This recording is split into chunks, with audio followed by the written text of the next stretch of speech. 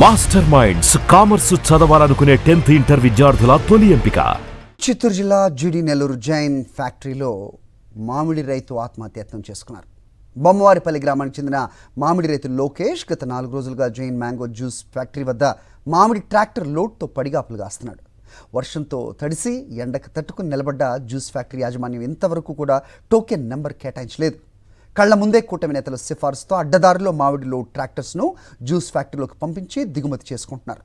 దీంతో రైతు Lokesh juice factory యాజమాన్యం తీరును నిరసిస్తూ ఒంటిపై డీజిల్ పోసుకొని ఆత్మహత్యాయత్నం చేసుకున్నాడు.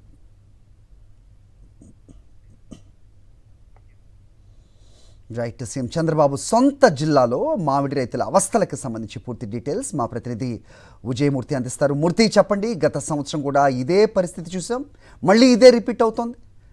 ఏ రైతు సంతోషంగా ఉన్నాడు? ప్రస్తుతం ఈ రైతు లోకేష్ ఆత్మహత్యాయత్నాన్ని ఏ రకంగా చూడాలి? ఏం చెప్తోంది యాజమాన్యం? ఏమైనా స్పందించిందా? అప్డేట్ చెప్పండి.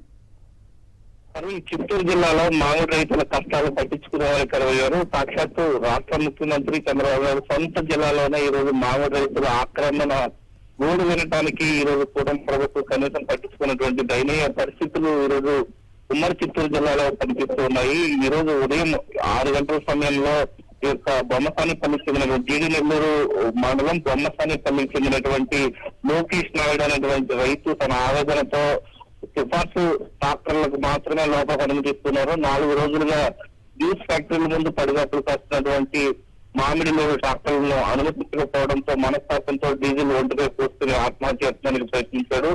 4 రోజులు కావస్తున్నా కూడా తనని లోపల అనుమతించకపోవడం ఏంటని చెప్పి వారు జ్యూస్ ఫ్యాక్టరీ యాజమాన్యం నిలదీయడం జరుగుతుంది. ఆకలి కేకలు, మామిడి రైతుల ఆకలి కేకలు ఏ స్థాయిలో ఉన్నాయనడానికి రోజు లోకేష్ నాయుడు తన ఆత్మహత్యానికి ప్రయత్నించినటువంటి ఘటన నిదర్శనంగా నిలుస్తోంది. లక్షల రూపాయలు పెట్టుబడి పెట్టినటువంటి మామిడి రైతులు ఈ రోజు వేల రూపాయల కోసం, వందల రూపాయల కోసం పడిగాపులు కాస్తున్నా కూడా మామిడి జ్యూస్ ఫ్యాక్టరీ యాజమాన్యాలు ఈ కూటమి ప్రభుత్వం కనీసం పట్టించుకోవడం లేదని ద్వారా కూడా ఆవేదన వ్యక్తం చేస్తున్నారు. మామిడి రైతులంతా కూడా పెద్ద ఎత్తున మరొకసారి ఉద్యమానికి అయితే సన్నద్ధమవుతూ ఉన్నారు. Okay Murthy, thanks for the inputs. మరిన్ని అప్డేట్స్ కోసం ఛానల్ ను సబ్స్క్రైబ్ చేయండి. నోటిఫికేషన్స్ కోసం బెల్ ఐకాన్ పై క్లిక్ చేయండి.